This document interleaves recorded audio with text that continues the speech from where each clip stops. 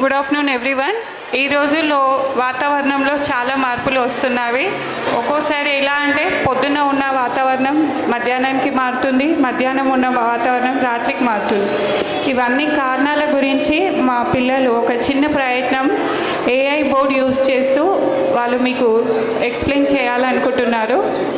అందరికీ అర్థమయ్యేలా తెలుగులో. వర్షాకాలంలో ఎండలు, ఎండాకాలంలో వర్షాలు.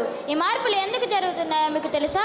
వీటన్నిటికీ ప్రధాన కారణం గ్లోబల్ వార్మింగ్. అసలు గ్లోబల్ వార్మింగ్ అంటే ఏమిటో తెలుసా? సింపుల్. మనం నివసించే భూమి యొక్క టెంపరేచర్ పెరగడాన్ని గ్లోబల్ వార్మింగ్ అంటారు. అసలు ఎందుకు పెరుగుతుందో మీకు తెలుసా? ఎందుకంటే మనం చేసే తప్పిదాల వల్ల, అంటే మనం చేసే మిస్టేక్స్ వల్ల పెరుగుతుంది. అంటే మనం ఎక్కువగా ఫ్యాక్టరీస్ వెహికల్స్ వాడటం వల్ల అంటావా? అవును, నువ్వు చెప్పింది నిజమే. పెట్రోల్, డీజిల్ వెహికల్స్, అలాగే మన చుట్టుపక్కల చెట్లను, అడవులను నరికేయడం వల్ల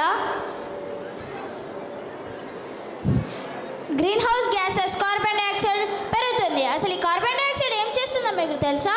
ఇది సూర్యుడు వెళ్తున్న భూమిపై ఆపేసి భూమి యొక్క టెంపరేచర్ ఇంకా పెంచుతుంది. ఇవే కాకుండా సహజంగా జరిగే కారణాలు కూడా ఉన్నాయి. అగ్నిపర్వతాల విస్ఫోటనం వలన వెలువడే యాష్ అండ్ స్మోక్ పెద్ద మొత్తంలో గాలిలో చేరి క్లైమేట్లో అనేకమైన మార్పులకు కారణమవుతుంది. అడవిలో జరిగే అగ్ని ప్రమాదాల వలన కూడా కార్బన్ డైఆక్సైడ్ గ్యాస్ శాతం పెరిగి గాలిలో చేరి భూమి యొక్క టెంపరేచర్ని పెంచుతుంది. దీనివల్ల ఏమైనా ప్రమాదాలు ఉన్నాయా? ఉంటే అవేమిటి? ఒకటేమిటి, చాలా ప్రమాదాలు ఉన్నాయి. మంచు కరగడం. హై టెంపరేచర్ వలన మంచు కరిగి సీ లెవెల్ పెరిగే అవకాశాలు ఉంటాయి.